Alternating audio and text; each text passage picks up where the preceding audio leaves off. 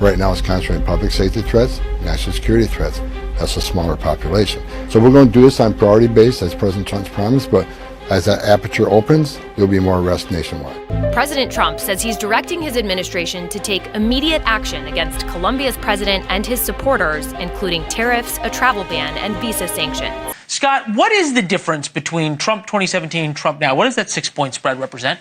So that represents, I think, one big thing. If we look at his approval of a transition, the voters, by and large, 60% did not approve of his handling the transition last time. Now they're at 60%. That's a bipartisan support for, they think he's handling the transition well. So there are people who voted for Kamala Harris who approve of how he's handling things. Yes. This is a very different Donald Trump. He's leading a very different administration, the way he's attacking things. And the American public is very much more in line with him than they were at any point during his entire first term. Well, I would say, correction, this is not a very different Donald Trump. This is a very different Donald Trump as being viewed by voters. Mainstream media continues to cry liberal tears. So President Donald Trump, he makes a simple threat to Colombia that shook their entire nation. J.D. Vance makes a biased host look foolish. And deportations continue to make waves in different cities as criminals are sent packing. Guys, we have a great video today, so let's go ahead and get things started with President Trump's approval rating, shall we? Ratings that just drove CNN insane because they can't believe that things are going this well. And guys, thank you so much for hitting the like button and subscribing. This is a very different Donald Trump. He's leading a very different administration, the way he's attacking things.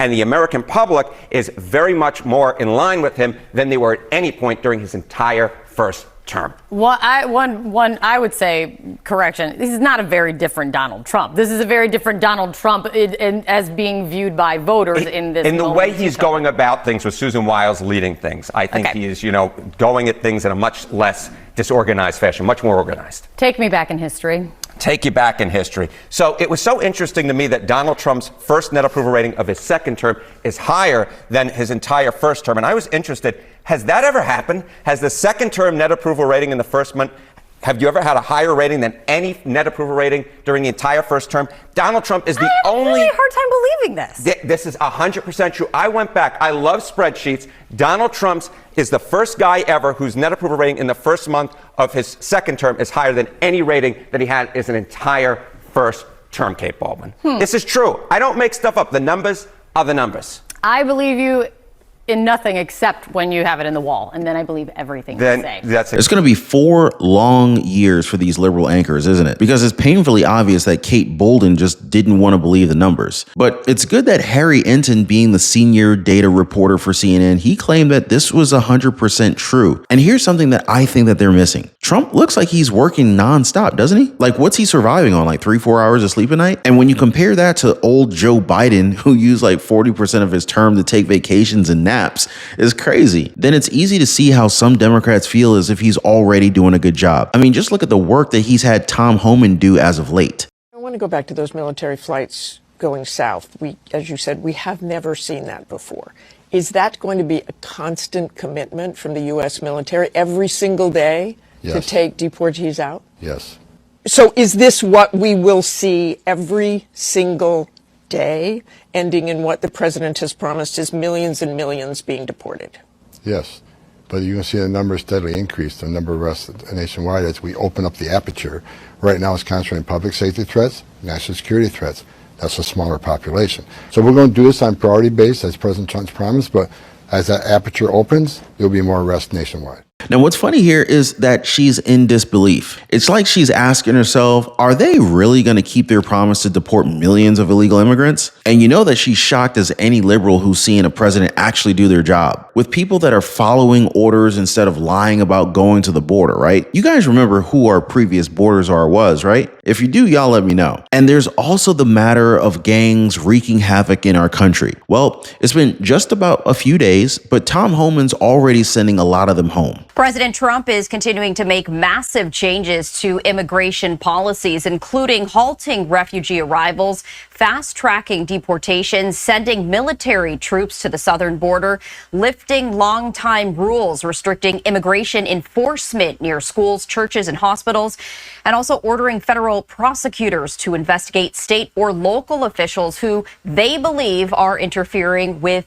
his crackdown on illegal immigration. I wanted to share this Social media post from the DEA of Rocky Mountain saying that the DEA and federal local partners had conducted an early morning operation at a makeshift nightclub in Adams County. They say drugs, weapons, cash were seized, and about 50 migrants were taken into custody, many connected with one of the gangs from Venezuela. I also wanted to share this social media post right here from the DEA in Chicago, and right in the middle, that is Border Czar Tom Homan. It says the DEA, along with our Justice Department partners, is assisting DHS, Gov, and other federal law enforcement partners with their immigration enforcement efforts. Now, Border Czar Tom Homan warned that daily deportation numbers, they are set to rise in the coming weeks as President Trump's administration begins to expand its operations. On Friday, ICE made 593 arrests. On Thursday, 538 arrests. U.S. military planes carrying migrants have also landed in Central America as a start to deportations. The president, along with his border czar, are walking the walk. Dozens of members of the gang called Tren de Aragua are included in this raid. One thing I noticed with the federal agents is that they're smiling. Is this because they can finally do their jobs now? And of course, this is a marathon, guys. This is not a sprint. So we can't expect the Trump administration to just magically remove millions of illegal immigrants within just a few days. But we gotta admit that this is news that has given a lot of Americans hope, especially when you have a president who actually knows how to get results. Case in point here with the country of Colombia. Check this out. President Trump says he's directing his administration to take immediate action against Colombia's president and his supporters, including tariffs, a travel ban, and visa sanctions. The move comes after Colombia denied entry to 2 C-17 military planes carrying undocumented immigrants, forcing the planes to turn around midair. Colombian President Gustavo Petro said Sunday that the U.S. cannot treat migrants as criminals and that Colombia would accept migrants on civilian planes. The news comes just days after the White House posted these images of migrants boarding a C-17 for deportation, with the Trump administration hailing the move as a promise kept. We're getting the bad, hard criminals out. 2 flights carrying migrants landed in Guatemala City on Friday, but a planned flight to Mexico was blocked by the Mexican government last week. And Brazil's foreign ministry on Sunday called the process a degrading treatment of the Brazilians deported from the U.S. The State Department did not immediately respond to a request for comment. ICE told the Journal that it plans to use the military planes to increase deportations. Mainstream media news outlets were quick to criticize President Trump's decision, and they've been calling out these tariffs since his presidential run, arguing that it's going to make things much more expensive for Americans. I know you've been in contact with a number of people in Colombia, not necessarily in the last few minutes that this just happened, but in general, the kinds of imports that would come from Colombia to the U.S. involves food.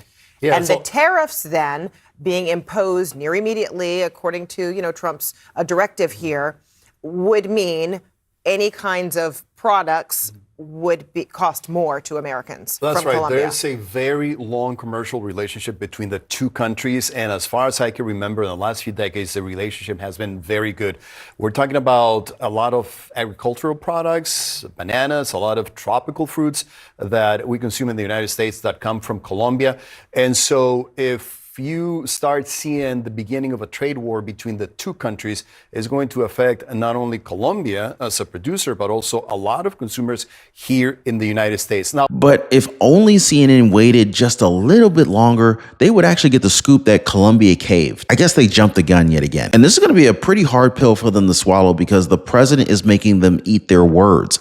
And Colombia is sending in their own presidential plane to Honduras to pick up Colombian nationals who were deported. They've also confirmed that they're going to be working with our government to get these citizens back home with respect and dignity. But not everything can be done in an instant. Some things do take time, kind of like our economy and inflation. Which brings me to CBS's Margaret Brennan and her delusional take on the price of goods. Thankfully, she was talking to Vice President J.D. Vance, who gave her a snapback into reality. You campaigned on lowering prices for consumers. We've seen all of these executive orders. Which one lowers prices? We have done a lot, and there have been a number of executive orders that have caused already jobs to start coming back into our country, which is a core part of lowering prices. more capital investment, more job creation in our economy is one of the things that's going to drive down prices for all consumers, but also raise wages so that people can afford to buy the things that they need. If you look at our slate of executive orders, no, Margaret, prices are going to come down, but it's going to take a little bit of time, right? The president has been president for all of 5 days. I think that in those 5 days, he's accomplished more than Joe Biden did in 4 years. It's been an incredible breakneck pace of activity. We're going to work with Congress. We're, of course, going to have more executive orders, and we're going to try the way that you lower prices is that you encourage more capital investment into our country. And you ask specifically, what executive order is going to help lower prices?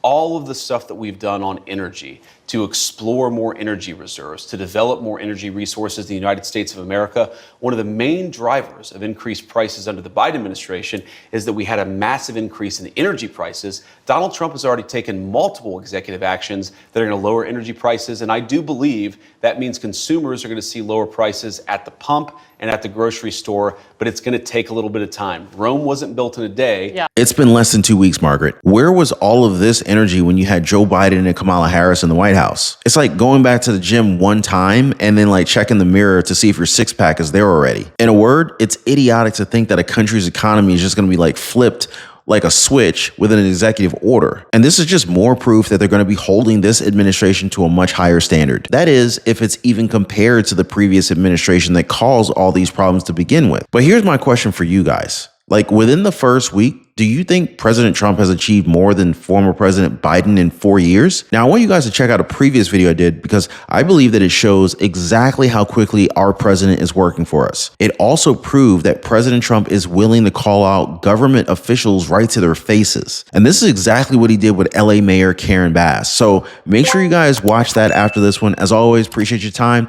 Thank you for hitting the like button and sharing this video. We'll see you on the next one.